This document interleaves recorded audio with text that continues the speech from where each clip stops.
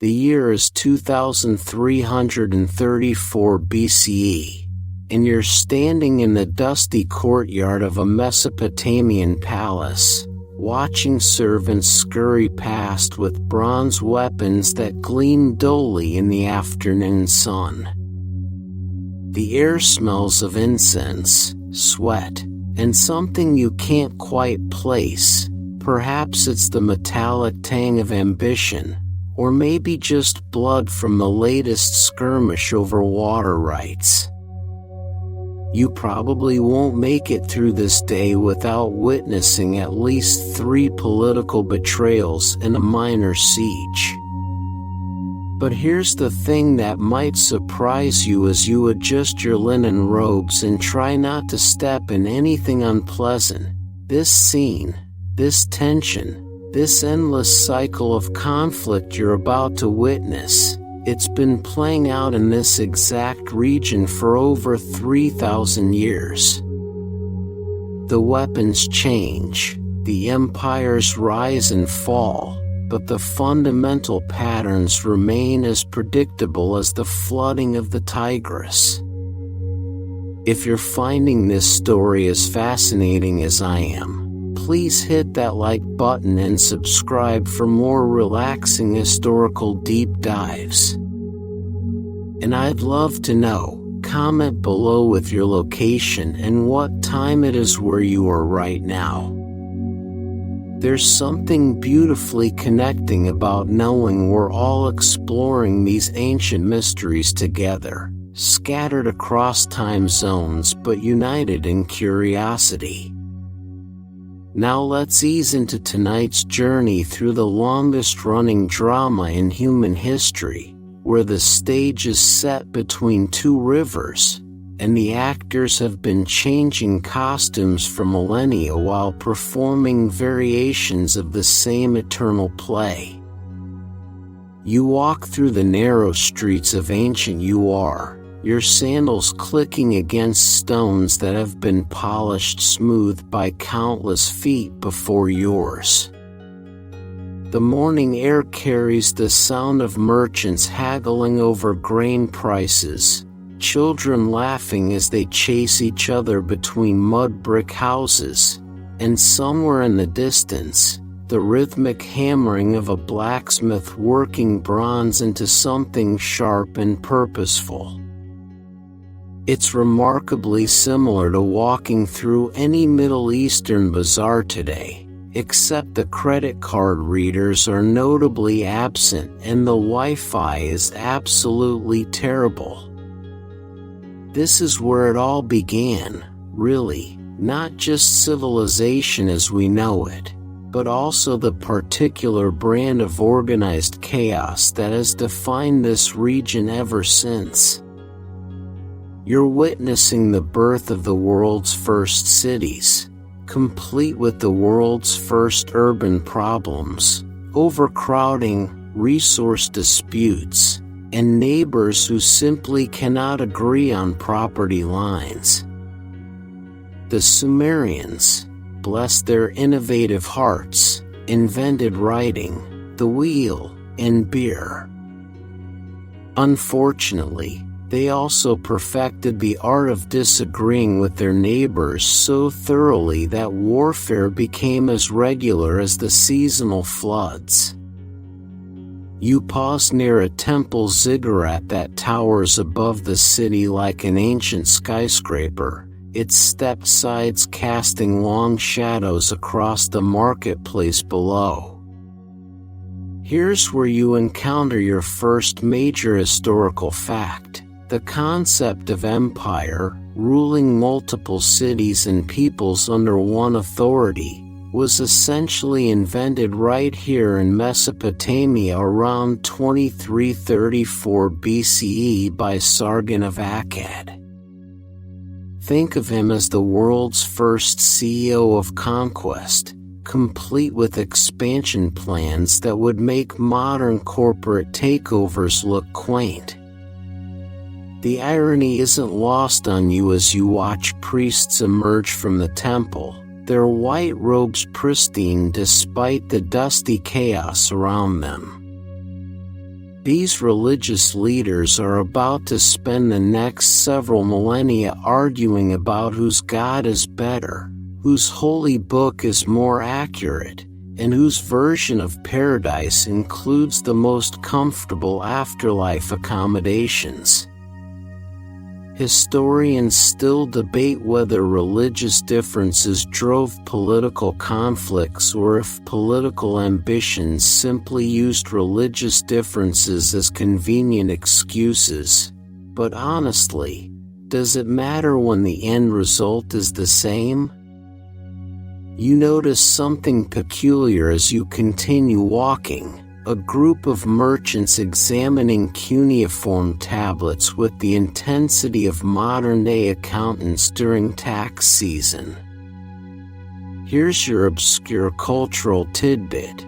The Mesopotamians were so obsessed with record-keeping that they documented everything from grain sales to divorce proceedings to complaints about shoddy copper delivery. One particularly entertaining tablet from around 1750 BCE is essentially a strongly worded Yelp review about a merchant named Nasir who apparently sold substandard copper to a customer named Nanny. Some things, it seems, are truly universal. The afternoon heat grows oppressive as you make your way toward the city walls, past workshops where artisans craft jewelry that wouldn't look out of place in a modern boutique. But it's the weapons workshop that catches your attention: rows of bronze spears, axes, and early swords that represent humanity's impressive dedication to making sure disagreements can be settled with maximum efficiency. The Bronze Age didn't just bring us better tools for farming and building, it gave us significantly more effective ways to kill each other, which the inhabitants of this region embraced with what you might call unfortunate enthusiasm. You climb the city walls just as the sun begins its descent toward the horizon, painting the landscape in shades of gold and amber that make even this ancient battleground look almost peaceful. From this vantage point, you can see other city-states in the distance: Lagash, Amma, Eridu, each one a potential ally or enemy depending on the week's political climate, water rights, and whose sheep wandered into whose territory. The pattern is already establishing itself, even in these early days of civilization. Resources are limited: water from the rivers, fertile land for crops, trade routes that connect to distant regions. Cities grow, prosper, and inevitably eye their neighbors' prosperity with the kind of interest that leads to strongly worded diplomatic letters followed by armies marching across the plains. It's like watching the world's first soap opera, except the dramatic plot twists involve actual swords and the season finales tend to end with someone's capital city in flames. A cool evening breeze carries the scent of cooking fires and the distant sound of singing from a tavern where people are probably complaining about their rulers, their taxes, and their neighbors. Exactly the same complaints you'd hear in any bar, anywhere, at any point in human history. You realize you're witnessing something both profound and mundane: the birth of the Middle East's eternal struggle, dressed up in Bronze Age clothing but driven by motivations that any modern person would recognize immediately. As darkness falls over ancient Mesopotamia, you understand that you're not just watching the beginning of Middle Eastern conflicts, you're seeing the template that will be repeated, with minor variations, for the next 3,000 years. The names will change, the weapons will evolve, the empires will rise and fall like seasonal floods, but the fundamental dynamics you're observing tonight will remain remarkably, almost depressingly, consistent. You find yourself transported forward through time, landing in the Persian Empire circa 500 BCE, where you're standing in the magnificent audience hall of Persepolis as dawn light filters through the columns like golden honey. The scale is breathtaking. This isn't just a palace. It's a statement written in stone that says we own everything from India to Greece, and we have the architectural receipts to prove it. The air smells of cedar wood, frankincense, and the particular aroma of imperial confidence that comes from ruling over 23 different nations, each with their own languages, gods, and deeply held opinions about proper tax collection methods. Remember those Mesopotamian city-states you walked through earlier?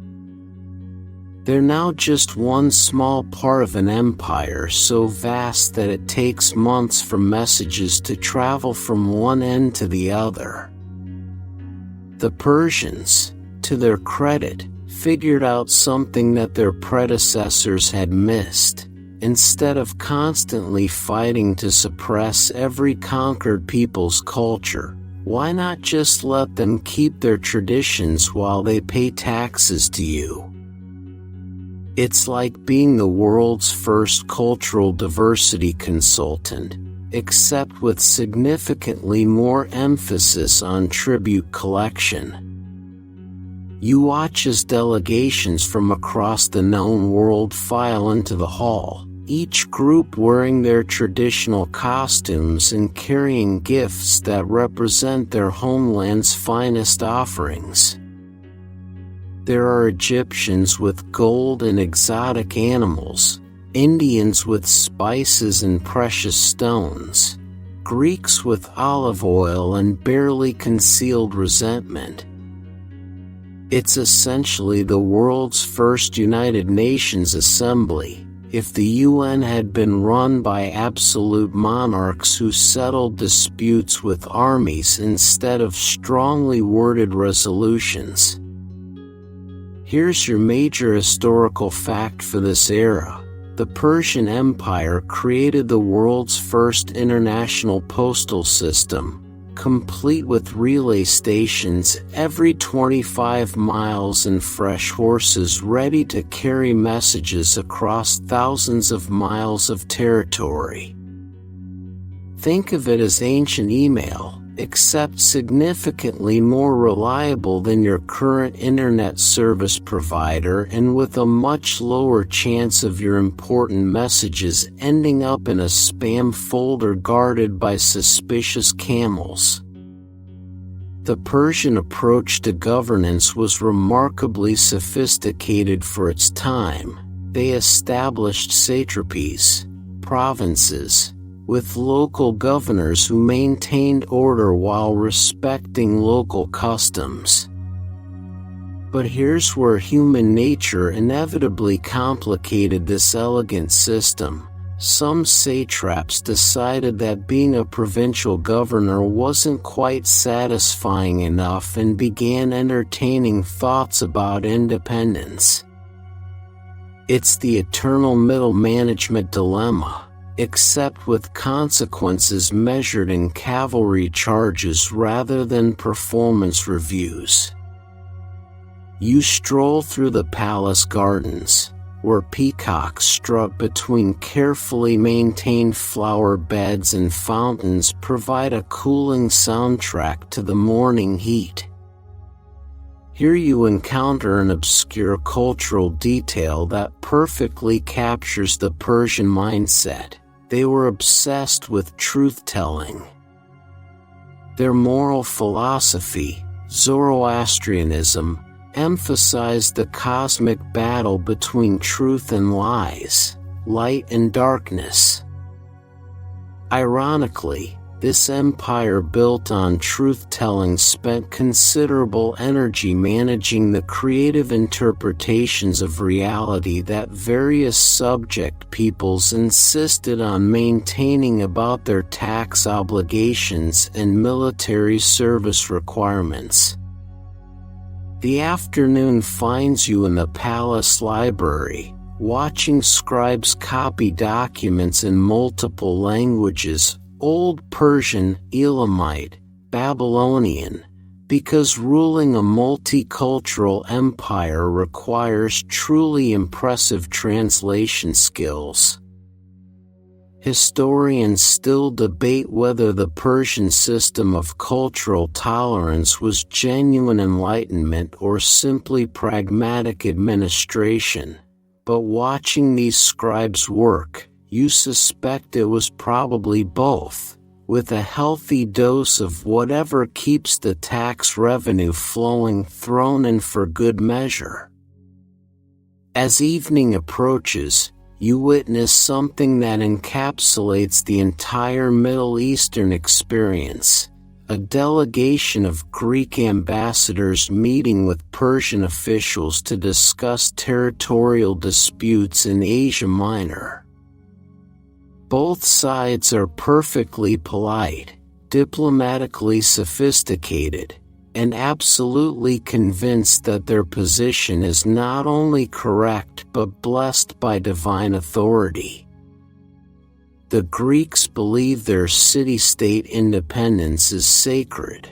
The Persians believe their imperial unity brings peace and prosperity.